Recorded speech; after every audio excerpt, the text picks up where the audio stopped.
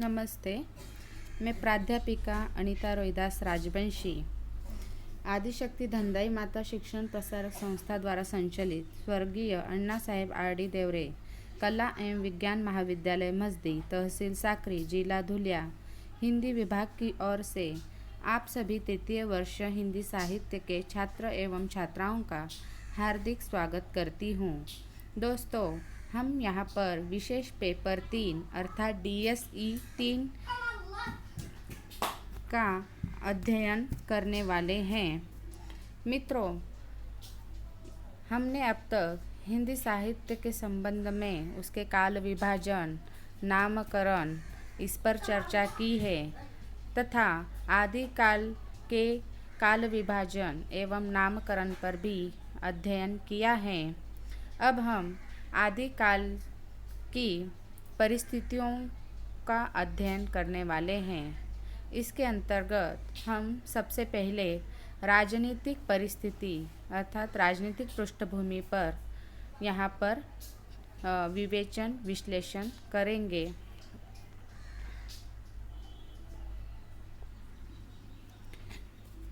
मित्रों, आदिकालीन साहित्य में हम देखते हैं कि आदिकाल की तत्कालीन समय की जो परिस्थितियाँ थी उसका प्रभाव साहित्य पर भी पड़ा हुआ है। साहित्य मानव समाज के विविध भावों एवं नित्य नवीन रहने वाली चेतना की अभिव्यक्ति है। किसी काल विशेष के साहित्य की जानकारी से तदयुगीन मानव समाज को समग्रता जाना जा सकता है। दूसरे शब्दों में, किसी काल विशेष के साहित्य में पाई जाने वाली प्रवृत्तियाँ तत्कालीन परिस्थितियों के सापेक्ष होती हैं। यह सिद्धांत इस बात की आवश्यकता पर बल देता है कि साहित्य के प्रेरक तत्व के रूप में हम युगीन परिवेश को अवश्य जान लें। आदिकालीन साहित्य भी इसका अपवाद नहीं है। इस काल के साहित्य में जो प्रमुख विशेषताएं उपलब्ध हो रही हैं वे तदयुगीन परिस्थितियों से विकसित हुई हैं।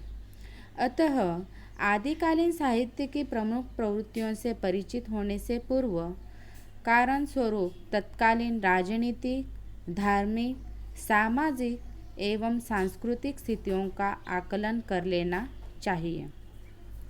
हिंदी साहित्य का आदिकाल आचार्य शुक्ल के अनुसार संवत 1050 विक्रम संवत से लेकर संवत 1375 विक्रम संवत तक अर्थात महाराजा भोज के समय से लेकर हमीर देव के समय के कुछ पीछे तक माना जा सकता है। कुछ अन्य विद्वानों अर्थात डॉक्टर रामकुमार वर्मा ने इसका समय 8वीं शती से 14वीं शती तक स्वीकार किया है। इस काल की विभिन्न परिस्थितियों का आकलन निम्न शीर्षकों के अंतर्गत किया जा सकता है।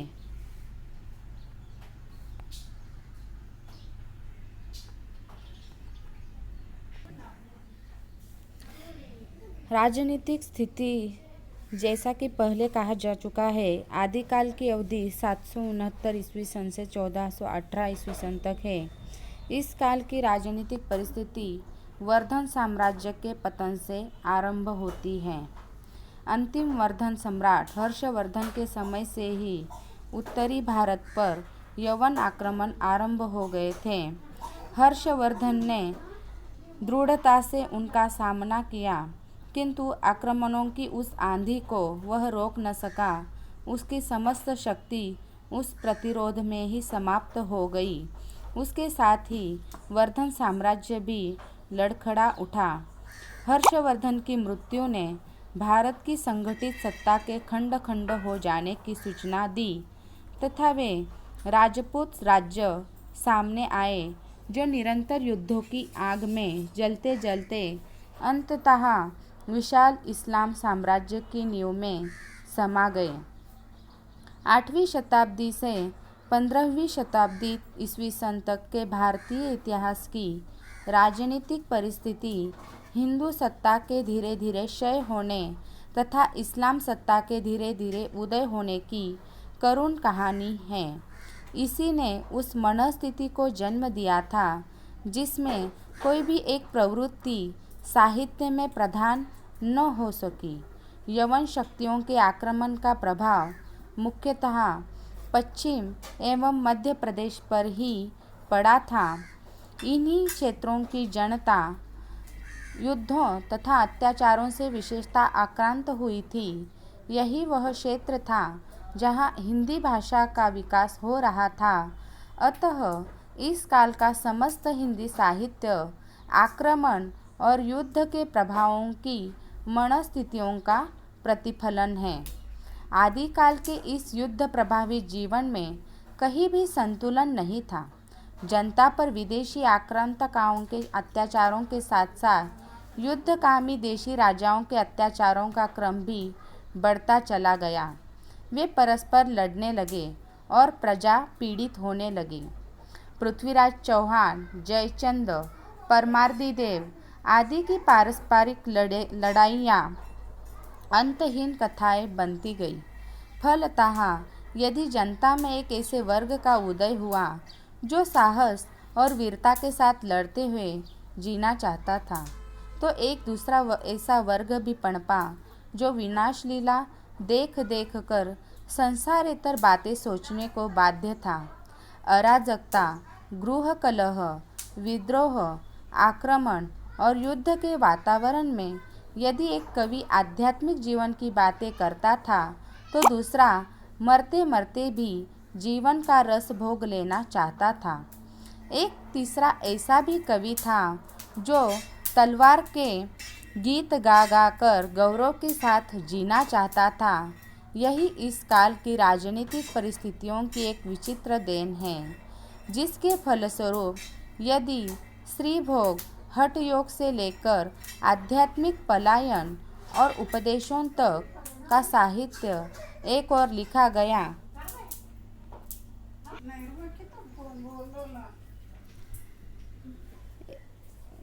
इस प्रकार राजनीतिक दृष्टि से यह सामंतवादी युग था। भारत के अंतिम सम्राट हर्षवर्धन की मृत्यु के उपरांत देश की अखंडता नष्ट हो चुकी थी।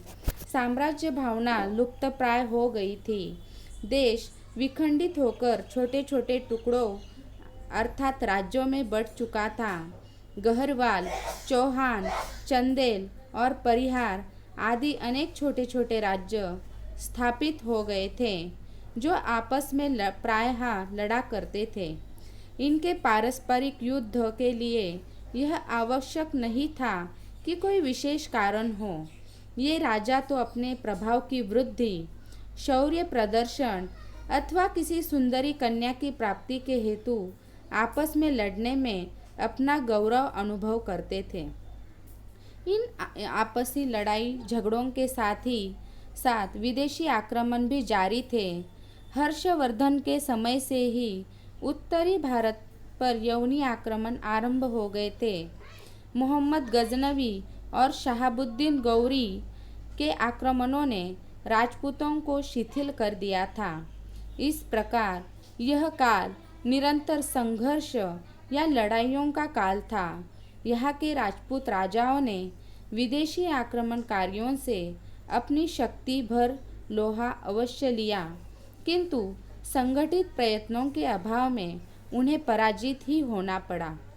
इन राजाओं में ऐसे अनेक वीर थे जिनमें अपना राज्य फैलाने की लालसा थी, किंतु वे विदेशी आक्रमण के समय अपने पड़ोसी राज्य से उदासीन रहते थे। इनकी राष्ट्रीयता संकुचित भावना थी। अपने 10-50 गांवों को ही वे राष्ट्र समझते थे। व्यापक रूप से समूचे भारत को उन्होंने राष्ट्र नहीं समझा। अन्यथा इन राजाओं ने अगर परस्पर मिलकर संगठित होकर आक्रमणकारियों का सामना किया होता, तो शायद उन्हें इतने शीघ्र पराजय का मुख नहीं देखना पड़ता। पृथ्वीराज चौहान, जयचंद गहरवाल, परमार्दी देव आदि राजा परस्पर भी लड़ते रहे और विदेशियों से भी। परिणाम सबका विनाश ही निकला। राजपूत शक्ति अंतकलह से क्षण क्षण क्षीण शीण होती गई और अंत में उसने मुसलमानी शक्ति के सम्मुख घुटने टेक दिए थे। राजनीतिक दृष्टि से भारत के इतिहास का यह काल पतन का समझना चाहिए। इसमें हम देखते हैं कि राजपूतों की राजधानियाँ नष्ट हो चुकी थी। वहाँ पर विदेशी आक्रमणकारियों ने अपना आधिपत्य स्थापित कर लिया था, जिससे राजपूतों का जीवन संपुष्ट में आता गया और उनकी शक्ति क्षीण होती गई। राजपूत शासकों में परस्पर युद्ध की सी आवश्यकतावश नहीं होते थे और इसी कारण उसका लाभ जो है विदेशी आक्रमणकारियों ने उठाया था। 10वीं शताब्दी में मोहम्मद गजनवी और 12वीं शताब्दी में मोहम्मद गौरी ने भारत को पादाक्रांत किया। जनता विदेशी आक्रमणकारियों से तो त्रस्त थी ही, साथ ही युद्धकामी देशी राजाओं के अत्याचारों को भी सहन करने को विवश थी। यवन शक्तियों के आक्रमण का प्रभाव मुख्यतः पश्चिम एवं मध्य देश पर ही पड़ा। इन्हीं क्षेत्रों की जनता युद्धों एवं अत्याचारों से आक्रांत हुई। धीरे धीरे समस्त हिंदी प्रदेश में स्थित राज्यों दिल्ली, कन्नौज, अजमेर आदि पर मुसलमानों का अधिकार हो गया। राजनीतिक परिस्थितियों के आधार पर यह कहा जा सकता है कि 8वीं शती से 14वीं शती तक का यह कालखंड युद्ध, संघर्ष एवं अशांति से ग्रस्त रहा। अतः यहाँ पर इन कवियों ने एक और तलवार के गीत गाए तो दूसरी ओर आध्यात्मिकता के गीत गाए थे और साथ ही यहाँ पर स्थानीयता और प्रांतीयता की भावना प्रबल होने से एक केंद्रीय शक्ति का अभाव रहा। अनेक राजाओं में पारस्परिक वैमनस्यता, सत्ता लोलुपता आदि कारणों से देश की आंतरिक शक्ति क्षीण होती गई और उसका लाभ विदेशी आक्रमणकारियों ने उठाया। इस प्रकार यहाँ पर आदिकाल की राजनीतिक परिस्थितियों का परिचय हमें प्राप्त होता है। अतः हम अगले वीडियो में आदिकाल की सामाजिक परिस्थिति का परिचय लेंगे। तब तक के लिए धन्यवाद।